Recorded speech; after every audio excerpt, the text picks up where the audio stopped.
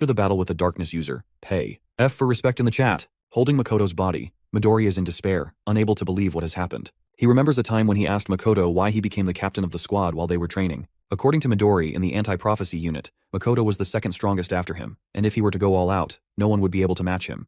Midori had asked Makoto if, with all that strength, he thought it was better to fight alone. This question surprised Makoto, and he asked Midori if he thought he wasn't suited for teamwork. However, the team was more important to Makoto than anything else. He wasn't sure how to express this to Midori, but suddenly, his comrades called him through the security camera. In the group, Jakeru was excited because one of their comrades, Kuzushiro, had just passed the level 2 assignment he had been working on. Kuzushiro was also happy, saying he wanted to tell the captain first. Jakeru, thrilled about the news, suggested they all go out for lunch. Seeing their camaraderie, Midori was taken aback. As Midori listened, Makoto revealed that he was fond of his comrades and that even if he fell wounded in battle, he would be happy knowing he had his comrades by his side. Coming back to the present, Midori holds his friend's body and tells him that his wish of fighting for his comrades has been fulfilled. Even though most of his comrades have fallen, 2 of them are still alive. With tears in his eyes, Midori closes Makoto's eyes, stating that as a leader, Makoto has fulfilled his duties. It's something Midori knows he couldn't have done, but Makoto did it, and with honor. On the other hand, Kanagi is on the ground while all the founders stand behind him. Darkness begins to cloud his consciousness, and the mage explains that it's likely due to Kanagi taking all the blame for the station's destruction and his perceived weakness. All of the founders have also experienced the loss of their comrades, friends, and families. Their hearts were broken as they watched their comrades depart, and in most cases, like Hinoki, they couldn't move on from their wounded hearts. Hinoki walks up to Kanagi, who is kneeling in despair. He calls out to him, but in a hopeless tone, Kanagi reveals that he doesn't want to fight anymore. His heart feels torn apart, and he believes that if he had let the founders fight from the beginning, no one would have died. He now understands that in his attempt to become strong for others, he ended up becoming merely a vessel for the founders. Hinoki, hearing Kanagi's words, tries to say something, but Kanagi is too overwhelmed by his thoughts. He feels the hand he shook with Makoto in his consciousness burning like fire. Kanagi knows that Makoto entrusted him to carry forward his legacy. This brings tears to the founders' eyes, but what Kanagi says next shocks them. He declares that he now not only wants to surpass the founders but to surpass them with every moment he has. Suddenly, a beam of bright light hits Kanagi as he declares his determination. From now on, he will not let anyone else die. Bro is now 1000 levels mentally strong. 1 month later, in Nagano Prefecture at Mitake Mountain, Suo is practicing hand-to-hand combat with Kanagi. He sends blow after blow toward Kanagi, who dodges them all. Kanagi then counters with a penetration attack, which Suo blocks, but the attack creates a shockwave behind him. Kanagi is shocked that Suo redirected the force of his penetration spell so effortlessly. As he processes this, Suo counters, but Kanagi is ready and uses Aikido to swing Suo around. Suo tries to kick mid-air, but Kanagi blocks it and counters with a powerful kick of his own. Just as he's about to land the hit, a loud shout stops them both. It's Ichika. How did it all happen? Well, the annihilation of the squad has left a deep scar in the anti-prophecy unit. During the funeral of the fallen, everyone was in grief, but Suo stood frozen in front of his brother's picture the entire time. Later, as Kanagi was heading to his room, he saw Suo coming out of Makoto's room, holding some books and a cat. Kanagi recognized the cat as Oribe, the one Makoto often talked about. Suo was shocked that Kanagi knew about his brother's cat, something even he hadn't been aware of. Before entering his brother's room, Suo didn't know about the cute cat, the books, the clothes, the food, or even the thoughts his brother had. He only discovered these things when he went through Makoto's belongings. Kanagi noticed that Suo had a bunch of diaries with him, which he planned to take. These diaries were left by Makoto, so that his brother could read them in case he lost his life. All of Makoto's daily training and missions were recorded inside. However, Suo noticed something else. Every sentence in the diaries ended with Makoto worrying about Suo. He wrote about how Suo was doing, how the weather was cold, and even about Suo's achievements and life events. Reading this alone in his room, Suo broke down in tears, curling up on the floor as he realized that everything his brother wrote was about him. Comment a tear emoji if you're crying too. As Suo revealed all this to Kanagi, Kanagi also shared that Makoto always talked to him about Suo and his cat, Oribe. Hearing this, Suo teared up, declaring that from now on, he wants to get stronger so his brother won't have to worry about him from heaven anymore. With that, they both went to Hinoki Ichika to train. At first, she was cautious of them until they revealed that Suo was Makoto's brother and that Makoto had fallen in battle. This shocked Ichika, but she kept her composure. In sync, both Suo and Kanagi requested her to train them to become stronger. Coming back to the present, Ichika is amazed at how much they've both improved, especially Suo, who has progressed remarkably. Kanagi asks about his own progress, to which Ichika responds with an annoyed sigh, claiming she has nothing left to teach Kanagi since he already knows everything. She jokes that it should be her asking him to teach her instead. She then kicks a stick toward both of them and, with a manic grin, declares that she is the sword, challenging them to come at her. With that, they both charge at her, Suo striking from the front while Kanagi attacks from above. As they fight, Kanagi is determined to get stronger and is confident that he will become the strongest awakener in the world. Meanwhile, in England, London, a man wearing a hat and coat walks down the night streets alone. As he turns a corner, someone recognizes him as one of the 12 apostles of the apocalypse, Quatre. Quatre also recognizes the person approaching him. It's Midori.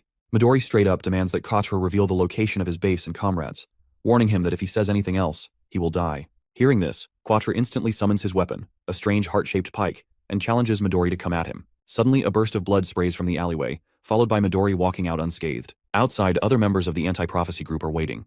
Midori hands them the book, turns and leaves, stating that 7 people are left. They now have 5 books, meaning they've killed 5 members of the 12 Apostles of the Apocalypse, and Midori is now heading to the next target. Inside the anti-prophecy's top-secret facility, the Hunt of Everlasting Secrets, someone presents the book that Midori collected to an old lady. Her name is Io, the superintendent of the anti-prophecy unit. The man who brought the book confirms that it's from Midori, and reveals that these are prophecy books belonging to the 12 Apostles of the Apocalypse. This man is Jengen, the assistant to the superintendent. Another assistant, a lady named Shiki, is also present. She suggests that the books might be parts of a single, larger book that has been dismembered. Io opens the book and remarks that eliminating the apostles and retrieving the books aren't the main problems. The real issue is that Midori is acting on his own, and it seems like Makoto's death has left a deep scar on him. Shiki, hearing this, wonders what they should do. Io, with a smile, orders them to leave Midori to her, assuring them that once he returns, she will prepare tea for him. Jengen and Shiki then propose that since Makoto's squad has been eliminated, leaving a gap in the anti-prophecy unit, they are willing to form a new squad under their leadership. Hearing this, Io falls into deep thought. Meanwhile, somewhere around Tokyo, a rank 2 prophecy, the rebellion, is unfolding. The boss of this prophecy is the God of Down. Members of the anti-prophecy unit are fighting the troops of the prophecy, but are struggling to defeat even a few of them. In their nervousness, they call out for their captain, Hibiki. Hibiki, the captain of the Hibiki Setsuna squad, steps forward. To her, the troops are boring and easy to defeat. She then looks back at Akane, who has joined her squad, and asks if she can handle it. Akane uses her Trismegistus spell, creating a massive blob of mercury. She warns everyone to stand back as she flows the mercury onto the ground toward the troops. Once every troop has their feet submerged in the mercury, Akane uses her gasification spell, converting the mercury into gas. The troops begin coughing and suffocating. Akane then follows up by converting the gas back into liquid mercury, which is now inside the troops' bodies. She uses crimson heat to boil the mercury within them, and finally she solidifies the mercury, instantly killing all the troops by forming spikes inside their bodies. The entire squad is shocked, as Akane has just wiped out all the troops in a matter of seconds. Akane snaps her fingers and turns toward the group, announcing that she's finished. Hibiki walks toward her, clapping, and praises Akane for using all 3 states of matter and executing 4 attacks in a single skill. She holds Akane's chin and remarks that it's a shame Akane is only a temporary member of their group. Hibiki proposes that once Akane finishes her training, she should join their squad permanently. Akane, excited, replies that she'll think about it. The other squad members are also impressed by Akane, wondering if she'll really join their squad, given how cute and strong she is. However, to their surprise, Hibiki wants Akane to join because she wants their battles to be even easier. As soon as Akane leaves, she calls Kanagi, informing him that she has completed Lesson 7 about controlling the 3 states of alchemy, and asks him to send her the next lesson. Kanagi, who is trying to keep his lunch safe from the cat, agrees. The founder alchemist, hearing this, is amazed that Akane has finally mastered level 7. Kanagi requests the founder to prepare 3 more lessons for Akane, which he gladly agrees to. Kanagi informs Akane, and she thanks him. She also mentions that Hanada has reached Lesson 8. In Saitama Prefecture, Tokorozawa City, a rank 2 prophecy, earth-eating beast with the boss Sphinx, has occurred. Hanada, sent to eliminate the boss, uses his lightning kick and completely destroys the boss with a single strike. With this, he completes his level 8 lesson on the lightning kick. The captain of the Todoroki squad praises Hanada and proposes that he join their squad. Hanada, like Akane, wants to think about which squad he should join. He asks Akane for advice, and she, excited to compete with him, claims that no matter which squad he chooses, she'll win against them. Kanagi, who is on a joint call with them, is happy that they're both getting stronger and declares that he should get up and start training too. As Kanagi is talking, Suo gets annoyed that Oribe the cat always clings to Kanagi and not him. He yaps about it, and as he tries to pull the cat away from Kanagi, Akane asks if they've heard the rumor about a new squad forming. Kanagi hasn't heard about it, so she explains that a new squad is being formed to fill the gap left by Makoto's squad. The captain of this new squad will be selected from the member with the highest achievements. Kanagi takes the news lightly, but Akane has something else on her mind. She reveals that the real question isn't who will become the captain, it's whether Kanagi wants to form his own squad. At first, Kanagi brushes it off as a joke, but then he freezes, realizing the weight of what she's saying. Kanagi asks Akane why she said that. She reveals that there is a certain desire within the anti-prophecy, as there exists a force in the world capable of eliminating all prophecies. Kanagi is taken aback by this revelation, and Akane adds that she too desires such a force. She explains that everyone in the squad is searching for a strong-willed leader, and she believes Kanagi has the qualities to be a capable squad captain. Just then, Akane's squad captain calls for her, prompting her to excuse herself from Kanagi and say goodbye. This conversation leaves Kanagi deep in thought about the possibility of becoming a squad captain. Meanwhile, Ichika asks Suo about Kanagi, to which he reveals the discussion about him potentially becoming a captain. Ichika also believes that if Kanagi wants to, he could easily take on the role, and Suo agrees with her. Lost in thought, Kanagi seeks answers from the founders, who appear just as uncertain about what to advise him. Since they had all devoted their lives to following a master, they lack experience in leadership. The mage founder, realizing this, calls them useless teachers for being unable to guide Kanagi in this situation. Hinoki then turns to the founder of military strategy, Ryan, and asks for his opinion. Ryan, however, refuses to intervene, stating that it is not the right time, as there is already someone qualified to guide Kanagi. Before Kanagi can process this, his thoughts are abruptly interrupted by a wooden spear striking the ground inches away from him. Looking up, he sees Ichika approaching, urging him not to waste his time overthinking and instead continue his training. With a maniacal grin, she challenges him to use his flash step against her. Kanagi agrees, leaping down from the rock and using flash step in combination with ripple step to land softly. Ichika watches in amazement, wondering about Kanagi's true identity. To her, the level of skill he has attained in just 6 months is impossible for a normal awakener. Recalling Hinoki's rigorous training sessions where he failed countless times while learning flash step, Kanagi lets out a laugh. However, before he can dwell on the memory, he senses an aura of energy surging toward him. Noticing Ichika charging at him with her wooden staff infused with energy, he swiftly dodges. The staff strikes the rock behind him, splitting it cleanly in half. Suo, witnessing this, is stunned. Ichika, undeterred, reminds Kanagi that she doesn't care whether he is focused or not. She will force him to be. Kanagi, now slightly nervous but fully attentive, holds his stance. Inside him, Hinoki realizes that Ryan was referring to Ichika as the qualified person to guide Kanagi. The mage founder also comes to understand that Ichika is remarkably strong for a modern awakener, as expected from Hinoki's descendant. However, Hinoki denies having children, claiming it might be his brother instead. He acknowledges Ichika's strength, noting that since she trained someone as powerful as Makoto, she might be a living successor. However, as he says this, he notices her using a technique called Skyfall, something he has never seen before. This technique launches an electric zap toward Kanagi, who barely evades it. Realizing the sheer strength behind the attack, Kanagi understands that Ichika is going all out against him. Ichika charges forward and follows up with her Purgatory Sword technique, unleashing a powerful strike at him. Meanwhile, Hinoki watches in excitement, realizing that Ichika has developed a new technique by refining all the knowledge passed down to her. Outside, as Kanagi dodges the attack, Ichika is impressed. It's a technique he has never encountered before, yet he still managed to evade it. She praises Kanagi's one-handed sword style, noting that it closely resembles the techniques of the founder. This comment shocks Kanagi, and before he can respond, Ichika adds that he might be worrying about whether he could ever become as strong as Makoto. Kanagi is stunned, as this is exactly what has been weighing on his mind. Suo, overhearing this, is also taken aback. Kanagi's grip on his sword tightens as he recalls witnessing Makoto's strength firsthand, how he was an extraordinary squad captain. This is the very reason Kanagi keeps questioning whether he can ever reach Makoto's level. To his surprise, Ichika tells him that he doesn't have to be like Makoto. She suddenly yells at him to pay attention, channeling her energy as she executes her sword technique, Tengu Dance, creating a powerful water tornado. She explains that this technique was developed by past masters who built upon the founder's techniques. While these techniques may never match the founder's power due to the immense difference in strength, the masters never stop trying, gradually getting closer over time. Hearing this, Kanagi finally understands what she means. Ichika then reveals that she doesn't know exactly how great a captain Makoto was, but from what she knew of him, he must have been an incredible leader. She adds that it won't be the same for Kanagi in the beginning, but if he polishes his skills, he definitely has the potential to reach that level. Pointing her wooden stick at him, she advises Kanagi not to try to become like Makoto, but instead to focus on the path entrusted to him. Hearing this, Kanagi remembers when Makoto shook his hand. Thinking back on that moment, he realizes he must look toward the future instead of dwelling on comparisons. A smile appears on Ichika's face as she declares that, for the sake of that future, she will train him herself. With that, they both engage in intense training, pushing each other to their limits. 2 weeks later, at the Anti-Prophecy headquarters, Hibiki and Todoroki, 2 squad captains, review the list of newly recommended squad candidates. The list, submitted by the superintendent themselves, includes Kanagi and Ichika. Some members find this selection odd. Meanwhile, outside the HQ building, a dark figure speaks on a cell phone, informing someone that they have successfully infiltrated the facility and that the new squad captain exam will take place in 3 days. This figure carries the Book of Doom and boldly declares that they will soon become the new squad leader of the Anti-Prophecy. This figure is none other than Eva, a member of the 12 Apostles of Apocalypse. Eva possesses a skill called Heavenly Demon, which allows her to replace the existence of anyone she kills. Her goal is to become the captain of the newly formed squad of the Anti-Prophecy and destroy the organization from the inside. As Midori continues his killing spree against the 12 Apostles, more than half of them have already fallen. Since they cannot defeat Midori head-on, they have decided to sabotage the Anti-Prophecy from within.